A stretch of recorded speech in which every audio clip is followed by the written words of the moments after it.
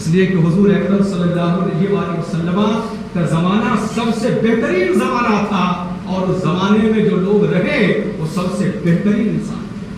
اس زمانے کے تعلق سے اللہ ارشاد فرماتا ہے والعصر ان الانسان لفی خسر، اے محبوب آپ کے زمانے کی قسم ہے، یہ انسان جو دنیا کے اندر موجود ہیں اور جنہیں پیدا کیا گیا ہے ان میں انسان خسارے میں سے۔ ذرا آپ سوچئے، ہم اور آپ یہ سمجھتے ہم کامیاب ہیں، جو بدترین زمانے میں جی رہے ہیں، بدترین وقت میں ہم اپنی زندگی گزار رہے ہیں، اور ہم اور آپ یہ سمجھ رہے ہیں کہ ایک وقت مسجد میں آ کر کے